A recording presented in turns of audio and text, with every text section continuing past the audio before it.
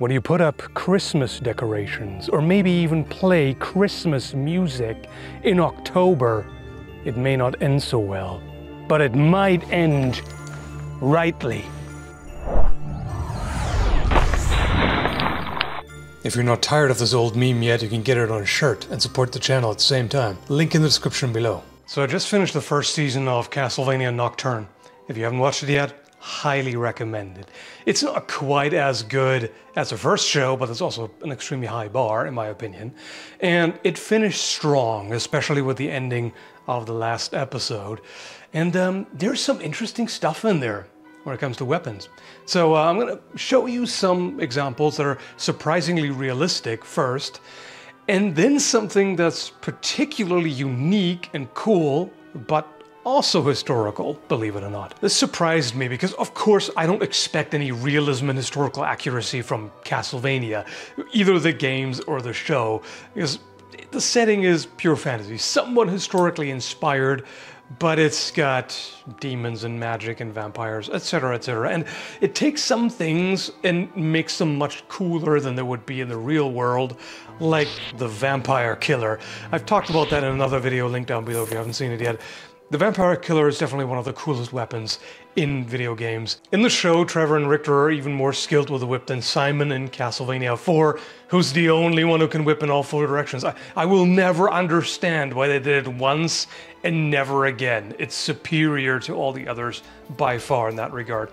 Anyway, in Nocturne, Maria has a rapier, which wouldn't look terribly out of place in real-world history. There is quite a lot of variation in rapier designs. The only weird thing about it is, at one point she grabs it with two hands. Now, a two-handed rapier is interesting, but I don't think it ever existed. I've never seen anything resembling it. The closest you can get is a longsword with a complex hilt. That's like sort of going in that direction, but not quite, because the blade is completely different. And it's a cutting-oriented blade, or at least cut and thrust, more so than a rapier, which can be cut and thrust too, depending on the blade shape, but it's usually more thrust-centric. It may seem cool, but I don't think you would really get any real benefit from a two-handed rapier. The way it's designed, it's supposed to be used in one hand. For one, because of the immense reach that you get with such a long blade, and you get even more reach by using it in one hand, because now you're not tethered to the other hand, so you can extend it a lot more. You can lunge better with one hand than you could with two hands. And when you're using thrusts more than cuts, you don't get that much out of the other hand. Sure, you can always generate a little bit more power, but that matters more for cuts than for thrusts, because thrusts really don't take all that much force. Moving on, there's also a Shashka, or rather several, which is rather unusual. I can't remember on top of my head any other show or movie that has that type of sword other than a historical movie set in Russia or Eastern Europe. And it's perfectly realistically shaped.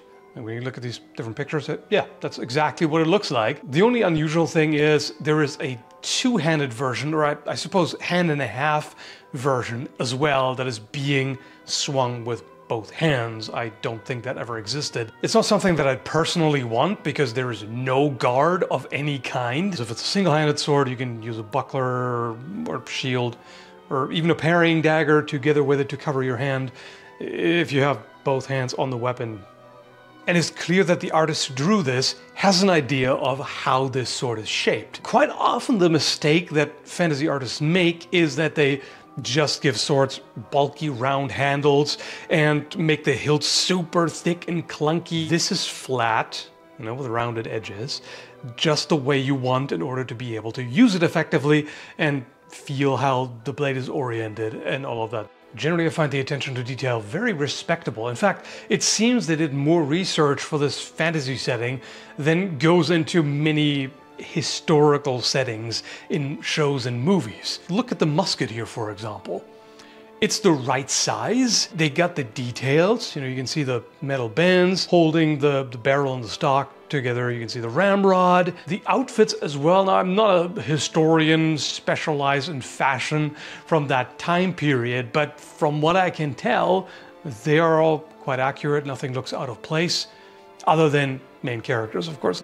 Here's something odd though, the way a small sword is portrayed.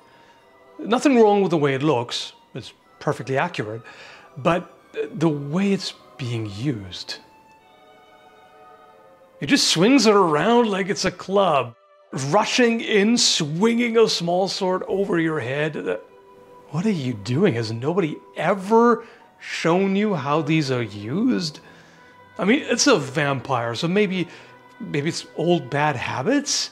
Maybe he's not used to these weird pokey needles, and he wants a cutting sword because that's what he, you know, that's how he learned sword fighting 200 years ago or whatever.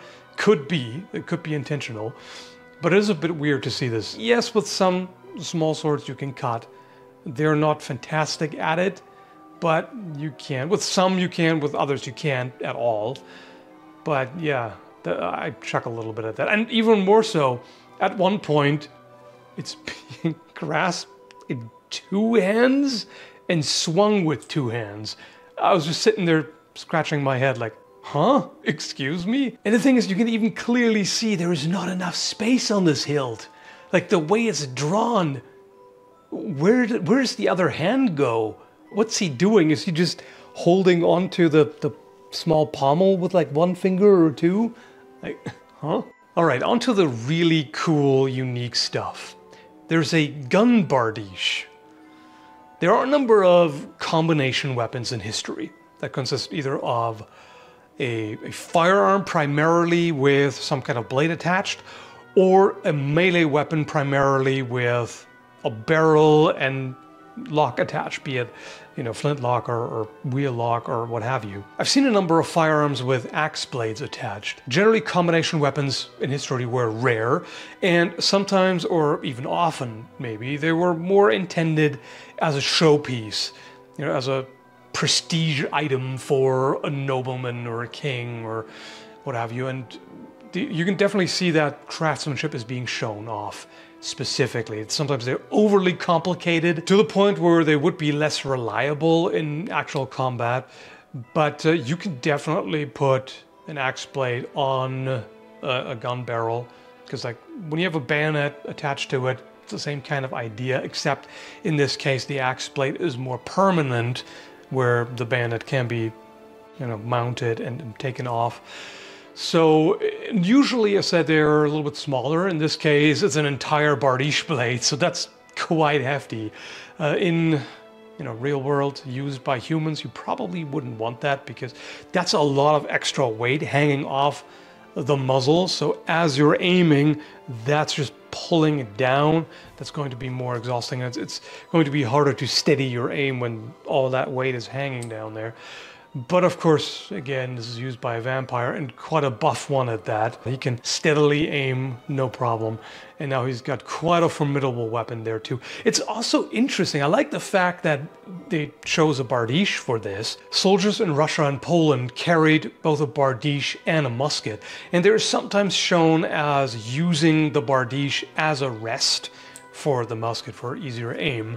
So it's kind of neat that they went with that and just combined it into one, because again, this guy doesn't need a musket rest. He can hold it steady all day. You can see the attention to detail even in brief moments that you wouldn't even notice while you're watching it. For example, here you can see that there is a flash in the pan. You know, you prime the pan with powder and the flint strikes the frizzen and, you know, throws sparks into the pan. That's what ignites the main charge through the touch hole. I've described that in another video.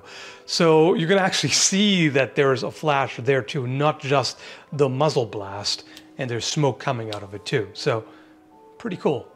And finally, the Marquis's wife, who's out for revenge, has a gun blade. I've covered these in another video, linked below. And it's interesting that they went with a design that could be taken straight from history again. In fact, I found a picture of one that looks almost exactly the same. The top left here, it's very similar. Basically, the pommel end looks a bit different, And the original has a hollow ground blade, which makes sense with the way the barrel is placed. But otherwise it looks extremely similar, so I wouldn't be surprised if they took inspiration from this particular picture here. The version of Nocturne is the same kind of shell guard. It's a flintlock mechanism. You can see the trigger is above the quillon, so that's very close to it, and the way it's used. It's really cool to see that. Her accuracy with it is what I would call supernatural. Fair enough, I guess. It would be pretty difficult to aim this in real life at a distance. It's really more a short distance, point and shoot kind of deal. But she aims with it and is surprisingly accurate. One thing they gloss over is the loading process. Same as with the Bardish musket. The loading happens off frame, and it seems to be pretty fast, you know, when you just see how much, what happens in the meantime. I don't think you'd be able to load it that quickly. Maybe they do it with supernatural speed. Anyway, I said it's quite impressive how much attention to detail went into the weapon design here. And there's some stuff that is both badass and surprisingly realistic. Like I said, the show is very worth watching if you haven't yet. Highly recommended. I hope you found this entertaining too, enjoyed it, and happy Halloween. It is pretty spooky.